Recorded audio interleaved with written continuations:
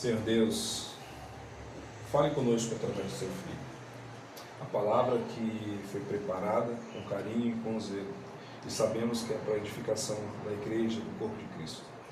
Então, Deus, em nome de Jesus oramos, pedindo a Ti que o Senhor possa derramar a Tua porção sobre a vida do Flávio e que possamos receber nesta manhã a Tua bênção, a Tua palavra, a Tua direção. Seja o nosso provedor hoje e amanhã para todo sempre. Amém. Amém. Amém.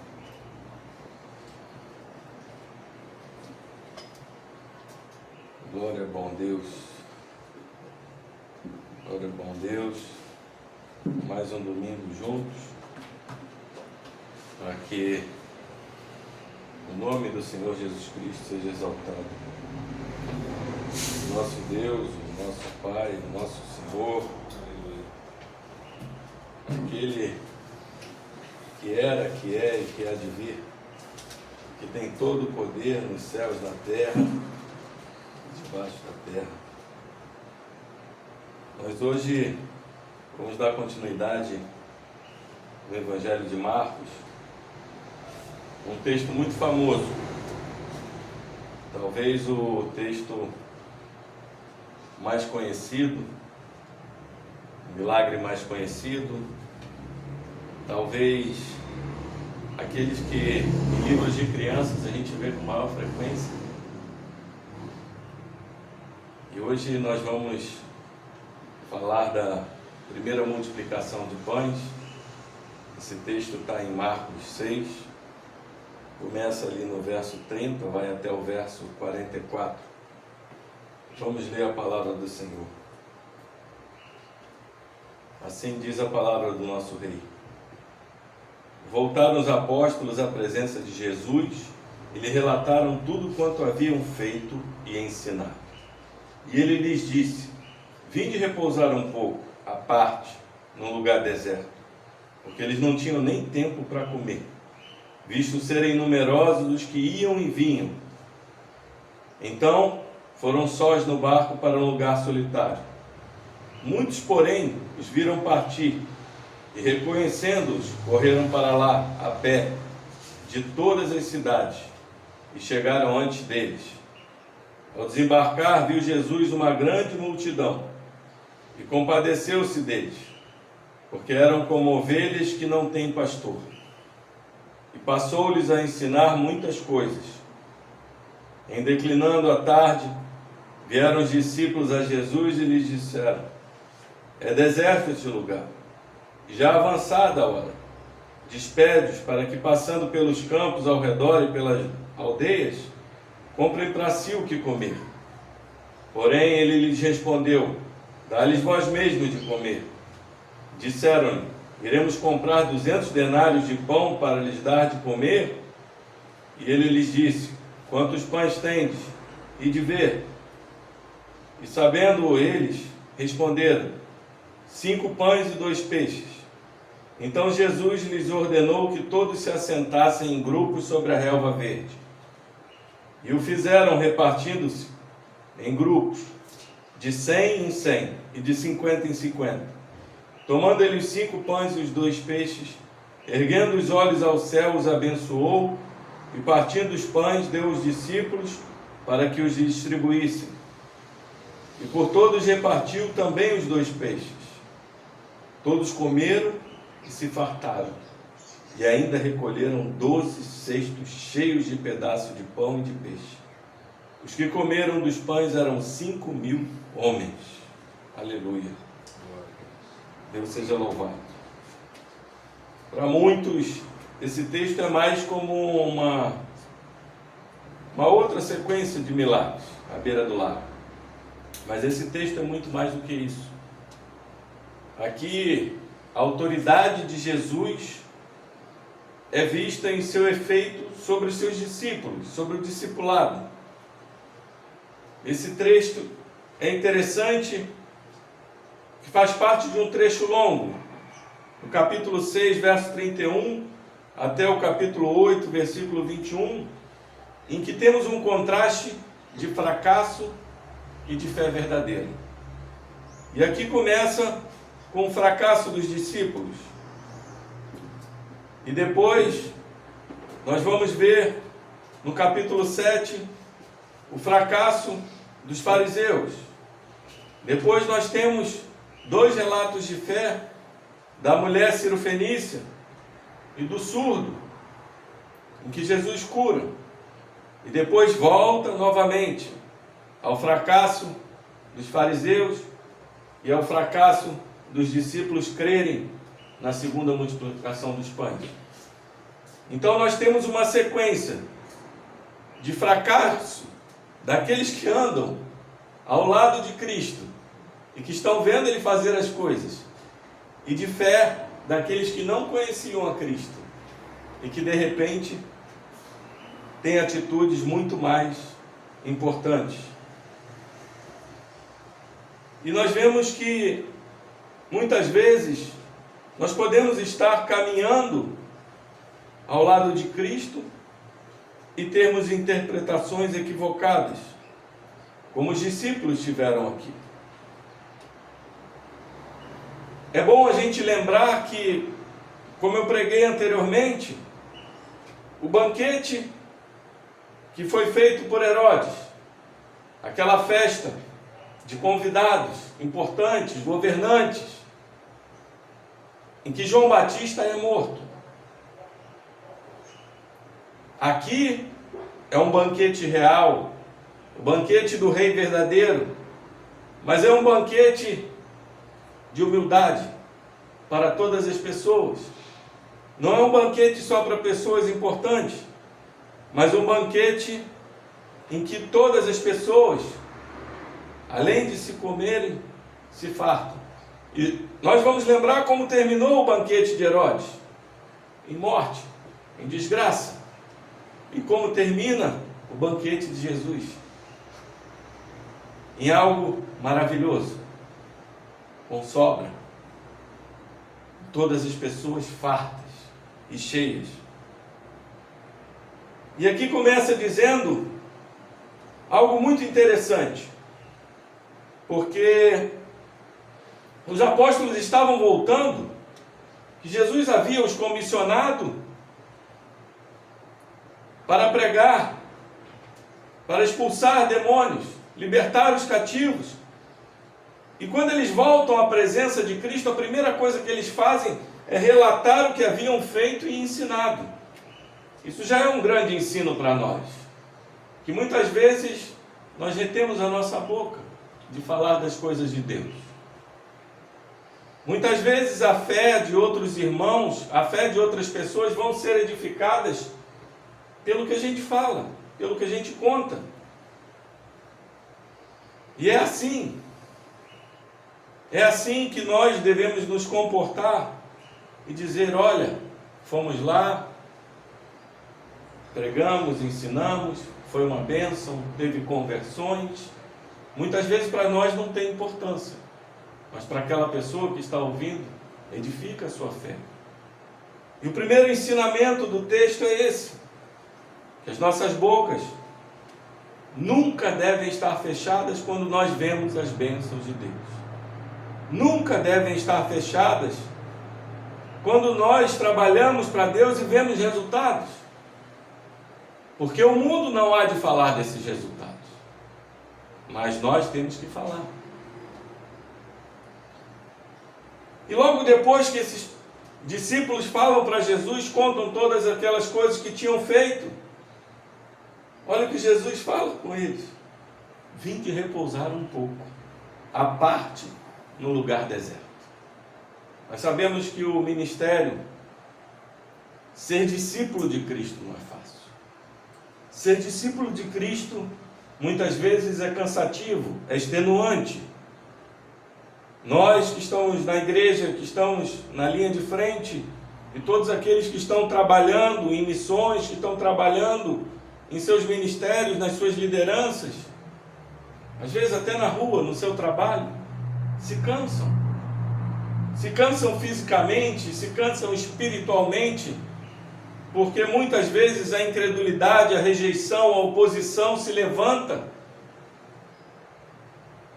Isso gera um cansaço sobre nós. E muitas vezes, como o Gerson aqui falou, a nossa incredulidade também. E Jesus nos ensina uma coisa muito importante. Há momentos que é preciso parar. Que é preciso parar, respirar e estar um pouco com Cristo. E esses discípulos já haviam interrompido o descanso de Jesus em Marcos 1:35, quando Jesus se separa para orar no monte deserto, e eles vêm chamar Jesus e tira Jesus do descanso, quando ele estava conversando com o Pai, falando: Jesus, tem muitas coisas, mestre, para a gente fazer, muitos enfermos, muitos endemoniados para libertar. E Jesus diz: eu não vim para isto. E agora, esses próprios discípulos, Jesus os leva para entender que há momentos que a gente tem que se separar com Deus, num lugar deserto, à parte. Muitas vezes, a gente pode orar na igreja, a gente pode orar com irmãos e irmãs, mas tem momentos que tem que ser só nós e o nosso Pai.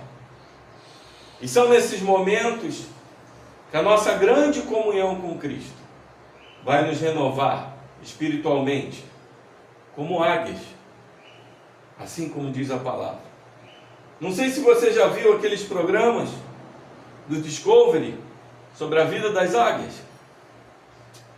As águias, em determinado momento da vida, por isso que eu digo que é muito pertinente quando Jesus fala que nós seremos renovados como as águias, elas se separam.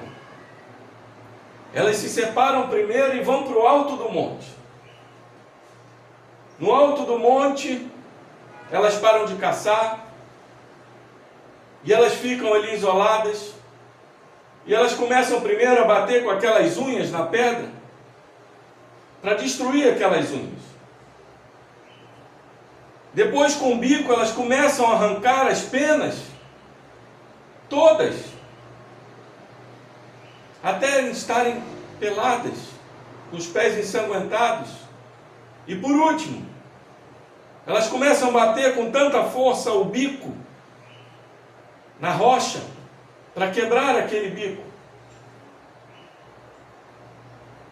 E ao final, ela toda ensanguentada, ela continua naquele momento e começa tudo a ser restaurado.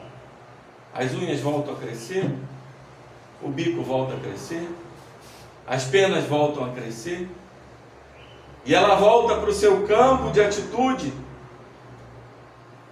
e ela começa realmente a caçar novamente. E isso é um grande ensinamento para nós, porque tem momentos que a gente tem que se separar e tirar tudo que está nos cansando diante de nosso Pai e falar com Ele. Mas o interessante é que, da mesma forma que os discípulos interromperam Jesus em Marcos 1, a multidão vem e interrompe o descanso deles. Porque a palavra vai dizer que muitos, porém, os viram partir e, reconhecendo-os, correram para lá a pé de todas as cidades. Daí a popularidade de Jesus. Jesus ia passando e ele já estava tão popular que as pessoas vinham das cidades e chegaram antes deles. Eles não estavam atravessando toda a largura do mar da Galileia. Lucas vai dizer em Lucas 9:10 que o lugar era próximo ali em Betsaida, talvez ali a nordeste do lago, que dava tempo, mais ou menos 6, 8 quilômetros de corrida, das pessoas chegarem antes do barco. E aí vem o ponto interessante dessa pregação. Ao desembarcar, viu Jesus uma grande multidão e compadeceu-se deles, porque eram como ovelhas que não tem pastor. Olha que interessante. A primeira palavra que eu quero destacar aqui é que Jesus se compadeceu. A palavra compaixão, que é usada aqui no grego, só é usada com Jesus. E compaixão é justamente isso, é você se colocar no lugar daquelas pessoas. E muitas vezes nós, como seres humanos falhos, insuficientes, incompletos, não conseguimos nos colocar no lugar daquelas pessoas e de outras pessoas, e até de nossos familiares, e de nossos amigos, irmãos, irmãs. Mas Jesus consegue se colocar no lugar dessas pessoas. Ele se compadece. E nós lemos aqui que Jesus pode olhar para aquela multidão, ver pessoas com fome, ver pessoas com sede, ver pessoas endemoniadas, ver pessoas enfermas, ver pessoas sem esperança. Mas ele fala que eles são como ovelhas sem pastor. Essa frase aqui, hoje, nos dias de hoje, nós, com entendimento pastoral, entendemos que Jesus estava olhando como um pastor que quer cuidar das suas ovelhas. Mas no entendimento judaico original, essa frase quer dizer que Jesus olhou para eles e viu aquela multidão toda perdida. E viu aquela multidão sem um verdadeiro líder. Porque os líderes de Israel, desde o princípio, eles foram insuficientes, eles foram falhos. E não se compadecer de quem deveria se compadecer. E nesse momento os líderes se preocupavam mais com seus filactérios, com o que estava escrito na lei, com o que iria ser pregado, com o que iria ser falado dentro da sinagoga, qual era o mestre que iria falar. Mas não estavam preocupados com aqueles que não tinham liderança, com aqueles que estavam perdidos, com aqueles que muitas vezes queriam só alguém para dizer assim: o caminho é esse. Assim como Isaías falou de Moisés, em Isaías 63:11 está dito assim: então o povo se lembrou dos dias antigos de Moisés e disse: onde está aquele que fez subir do mar o pastor do seu rebanho? Onde está o que pôs nele o seu espírito? Moisés é visto como um pastor, mas como assim? Como um líder, que dava o caminho para as pessoas, que direcionava as pessoas, e que faziam seguir o caminho de Deus. Josué também, em Números 27, 17, diz que saia adiante deles, e que entre adiante deles, e que os faça sair, e que os faça entrar, para que a congregação do Senhor não seja como ovelhas que não têm pastor. Em Ezequiel 34:1 a 10, em que o reino de Israel estava perdido, o próprio Deus, através de Ezequiel, diz que aqueles eram falsos pastores, que não pastoreavam verdadeiramente o rebanho de Deus. O que eles querem dizer? Falsos líderes, que não dá direção ao seu povo. E quando Jesus entra e vê aquela multidão, ele olha aquela bagunça e diz: estão precisando de um líder, estão precisando de direção. E quantas pessoas hoje aí fora precisam de liderança, precisam de alguém que aponte verdadeiramente o caminho e diga: o caminho é esse. As pessoas estão nesse mundo perdidas, indo e vindo, como diz o texto, de um lado para o outro, procurando satisfazer-se, procurando se encher-se de coisas fúteis, de coisas solúveis, por falta de liderança, por falta de pessoas que se compadecem verdadeiramente e dizem: o caminho é esse, por falta de organização. E muitas vezes a culpa recai sobre nós, que temos sido desorganizados, insuficientes, incompletos em dar liderança, em preparar lideranças, em abençoar lideranças. E é isso que Jesus faz. Jesus comissionou os discípulos, Jesus separa eles para descansar, mas ao mesmo tempo diz para eles: agora é hora de ter misericórdia. Mesmo que estejamos cansados, compadeçam-se deles, porque os discípulos logo foram falando a ele: é deserto esse lugar. Deserto é lugar que à noite vai ficando frio. Tem as feras, animais selvagens. E ele está dizendo: já é avançada a hora. Jesus provavelmente ali começou a ensinar, e a hora avançou, e os discípulos falaram preocupados: é deserto, está escurecendo, e não temos nada. Despede-os para que eles passem pelos campos ao redor, pelas aldeias, e comprem para si o que comer.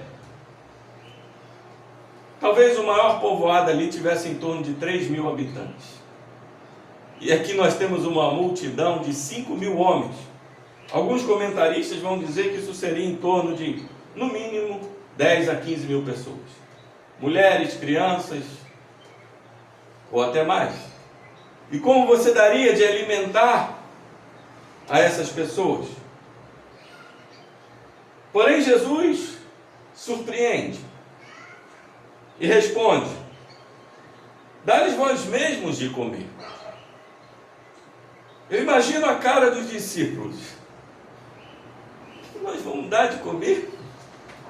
O maior povoado talvez tenha 3.000 pessoas e não tem comida para todos. Aqui a gente tem 15.000 pessoas e o Senhor nos fala dar de comer. A visão de Jesus, ela é tão profunda que quando ele se compadece, eu creio que o texto ele está falando sim da comida, mas ele está indo muito mais além e dizendo: eles precisam de muito mais do que isso, e eu já os comissionei, e eu já os ensinei. Ó geração incrédula, ó geração inerte,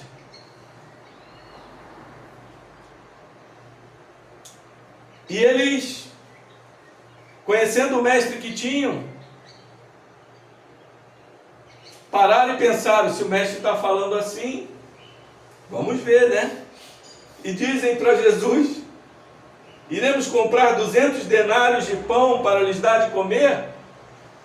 Alguém provavelmente fez a conta. Alguém que era responsável pelas finanças parou, pensou e viu: olha, isso aqui vai dar mais ou menos 200 denários, que são 200 dias de trabalho naquela época. Denário era o salário de um dia do Império Romano. Mais de 7 meses de trabalho para alimentar todas aquelas pessoas, com pão mais barato. E Jesus retruca eles dizendo: quantos pães tendes? E de ver. E Lucas vai nos dizer que foi André que reconheceu um menino que se chegou a ele: eu tenho 5 pães e 2 peixes. Pães de cevada. que era o pão da população mais pobre, que era aquele pão mais baratinho que existia. E André se chega a Jesus e diz: 5 pães e 2 peixes. Muitas vezes, como eu comentei aqui em uma pregação passada, de quantos Andrés nós precisamos na igreja? Homem que não tem um evangelho no seu nome, mas que em momentos importantes ele estava ali presente, para dizer: olha, mestre, temos aqui isso, temos aqui. Ele estava participando. Discipulado é isso. Não é só trabalhar para Cristo, é trabalhar com Cristo. E André é desses homens. E Jesus então lhes ordenou que todos se assentassem em grupos. Esse é um grande ensino para nós, porque no reino de Deus as coisas são organizadas. No reino de Deus não tem bagunça. O banquete de Herodes, bagunçado, com aquelas danças, com bebedeira, com orgias, terminou em desgraça. E aqui esse banquete real do verdadeiro rei Jesus poderia terminar em desgraça se não houvesse organização. Pessoas sendo pisoteadas, pessoas sendo oprimidas. E Jesus diz: organize-os, coloque-os em grupos de 100 em 100, de 50 em 50. Isso vai lembrar as organizações militares, quando Moisés organiza também os soldados. E quando, em outras partes da Escritura, nós vemos essas organizações, o reino de Deus é um reino que requer organização. E Jesus pega aquele pão, tomando eles os 5 pães e os 2 peixes, erguendo os olhos aos céus, abençoou. Talvez Jesus tivesse recitado a bênção judaica do pão, que é muito pertinente, porque a bênção do pão é uma bênção em que ele diz que o pão vem da terra,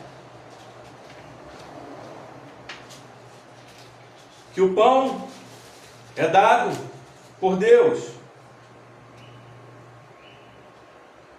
E a bênção, que em hebraico é Baruch atah Adonai Eloheinu melech haolam hamotzi lehem min haaretz.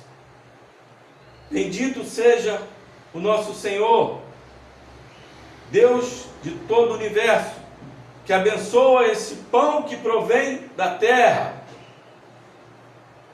E talvez Jesus estivesse abençoando aquele pão, dizendo: eu entreguei tudo que tenho nas mãos de Deus. Esse é um ensinamento muito pertinente às nossas vidas. Porque muitas vezes nós nos sentimos incapacitados. Muitas vezes nós nos sentimos frágeis, insuficientes, com poucos recursos, até para ministério, até para trabalhar, até para ser um pai, uma mãe, até para ser alguém. E o texto nos diz uma coisa muito clara: pega tudo que tem, abençoa e entrega para Deus. Porque muitas vezes, se não quase todas, nós não temos a verdadeira visão do que Deus pode fazer em nós e por nós. Muitas vezes nós estamos incrédulos dizendo: vai faltar. Vai faltar. E Deus faz sobrar. Tem várias histórias de pastores, agora não vou me recordar o nome, de um grande homem de Deus, americano, pastor, em que ele ajudava muitas pessoas, orfanatos e tudo. E um belo dia, chegou alguém e disse: não temos comida, não temos nada. E aquele homem apenas foi para o seu quarto. Eu imagino os cozinheiros, as pessoas que trabalhavam falando: ele não falou nada. E ele foi para o quarto, dobrou o joelho e falou: Senhor, eu não tenho nada. E tem gente para alimentar, e tem gente para cuidar.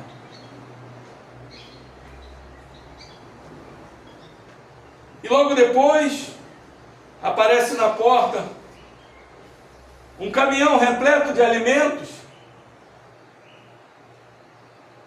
E aquele homem que estava dirigindo falou: olha, eu estava levando isso aqui para vender, mas esses pães passaram um pouquinho do ponto, esses alimentos passaram um pouquinho do ponto, e eles não quiseram receber.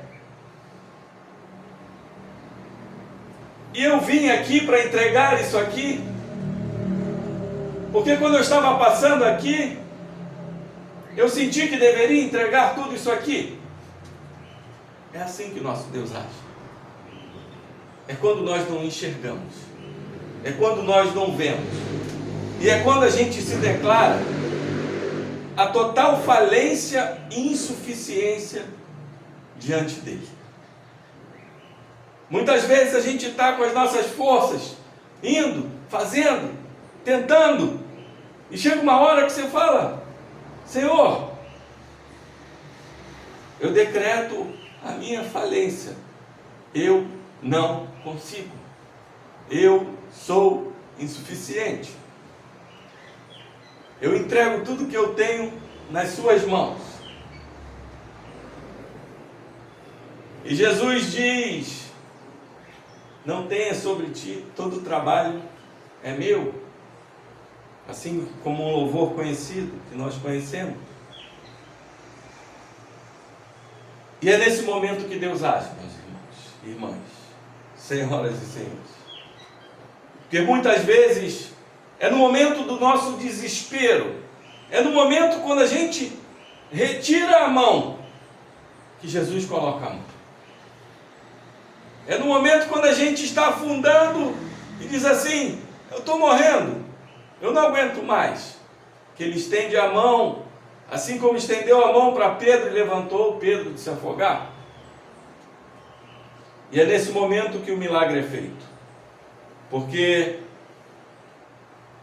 Jesus abençoou e partiu os pães e deu aos discípulos.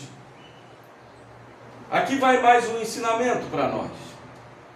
Quem faz o milagre é Deus, é o nosso Senhor. Mas quando o milagre é feito, como esse homem que os pães chegaram lá, para ele distribuir, alimentar todo aquele orfanato, todas aquelas pessoas, ele usou aquelas pessoas para distribuir. E assim Jesus mostrou para eles: o milagre sou eu que faço, mas é você, irmão, irmã, que vai distribuir o milagre. É você que vai levar o que eu te dei. E assim também é com a mensagem de Cristo. Assim também,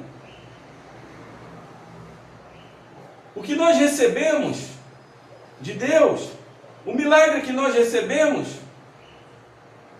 muitas vezes, se Deus faz prosperar a nossa vida financeira, é para a gente repartir esse milagre, é para a gente ajudar a se compadecer daqueles que precisam, é para a gente entender que onde está o nosso tesouro, onde está o nosso coração, ali está o nosso tesouro.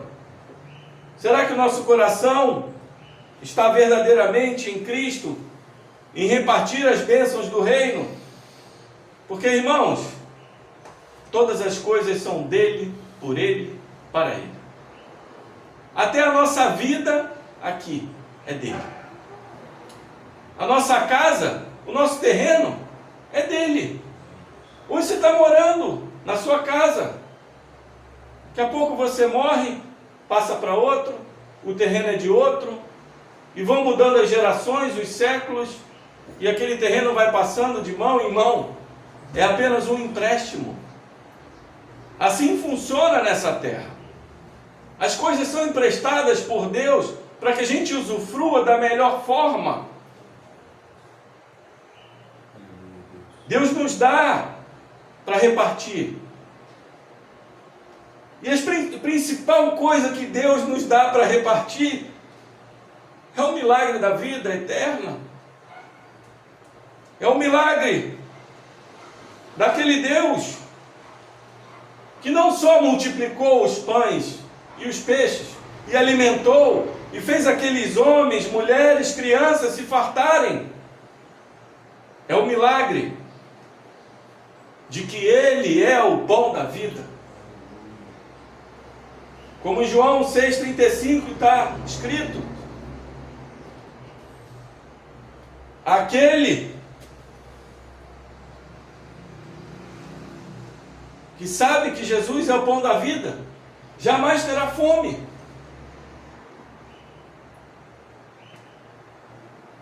E é esse pão da vida que nós temos que repartir. É esse bem, é esse milagre que nós recebemos, porque todas as outras coisas, elas são passageiras, elas são empréstimos nessa terra. Mas o pão da vida é eterno. O rei é eterno. Os seus servos serão eternos ao seu lado. E como aqui sobrou 12 cestos de pães e peixes, há de sobrar muito mais na glória. Há de haver um amor tão grande, há de haver uma paz tão grande, há de haver um Deus tão grande diante de nós, que seremos plenos, fartos, cheios, não somente como essa população, essa multidão ficou nesse momento, mas fartos, cheios da presença de Deus, que é o que mais precisamos na nossa vida. É comunhão, é o Espírito Santo de Deus, é comunhão com o pão da vida, é termos, senhoras e senhores, irmãos e irmãs, esse entendimento de que só seremos fartos e plenos quando comermos do pão da vida, como entendermos que Jesus é o pão da vida, que é aquele que nos preenche. E quando entendemos, temos a obrigação moral e a obrigação espiritual de nos compadecer dessas pessoas que estão perdidas aí fora, como ovelhas sem pastor, sem uma liderança, sem alguém para dizer: o caminho é esse, é aqui que você vai sentir plenitude, fartura.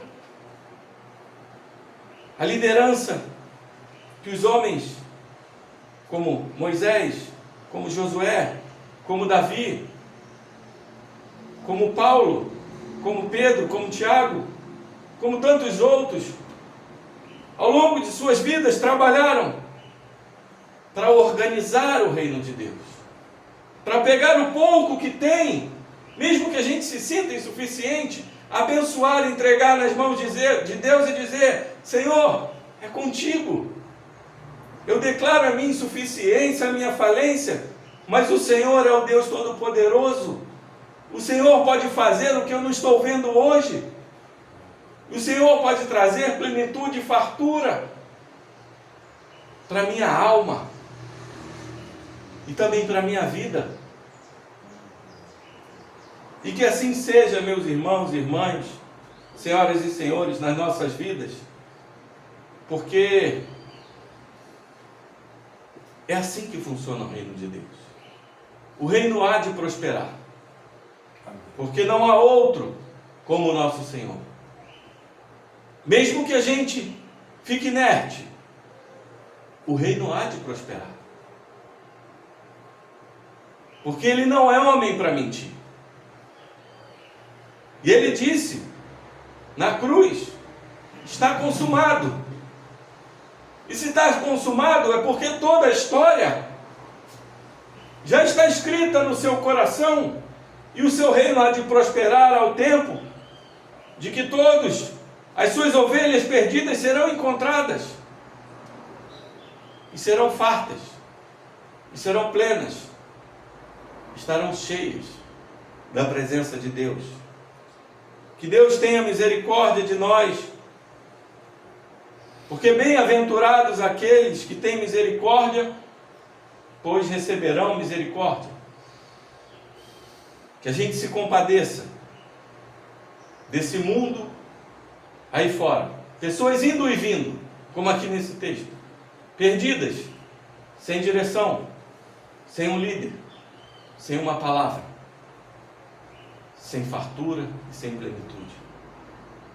Que a gente possa dar o pouco que Deus nos deu de graça e repartir de graça com essas pessoas, para que assim como nós, um dia, elas estejam na presença do Pai e digam: quão grande é o meu Deus, quão maravilhoso é o meu Deus. Que história de salvação maravilhosa, que presença, que paz, e certamente que amor que nos constrange, o amor do nosso Senhor Jesus Cristo. Deus seja louvado, em nome de Jesus, é o que oramos, para a honra e glória do Teu Filho amado, nosso Senhor Jesus Cristo. Amém e amém. Pai Santo, declaramos nesse momento, como igreja, como ouvintes da Tua Palavra, que nós somos insuficientes, que nós somos incompletos. Nós declaramos a nossa total falência diante de Ti, porque temos muito pouco. O Senhor é a fonte de toda boa dádiva, ela vem dos céus, todo milagre vem dos céus, inclusive o milagre da vida eterna. E o pouco que o Senhor repartiu conosco, o Senhor nos deu esse milagre da vida eterna. O Senhor tem nos discipulado, o Senhor tem nos colocado em comunhão contigo. Muitas vezes, pela nossa rebeldia, nós vamos à comunhão somente nos momentos de desespero, de deserto. Mas o Senhor não deixa de ter comunhão conosco. E nós oramos, nós lemos a palavra, e nós nos aproximamos. Assim como diz em Hebreus 4,16, acheguemo-nos ao trono da graça para receber misericórdia. E é o que fazemos aqui como igreja, te pedindo, Senhor. Nós somos insuficientes, mas o Senhor é totalmente suficiente. Nós somos falhos, mas o Senhor é perfeito. Nós somos homens, mas o Senhor é Deus.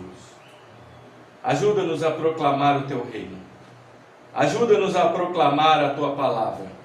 Ajuda-nos a exercer liderança, a preparar lideranças e a organizar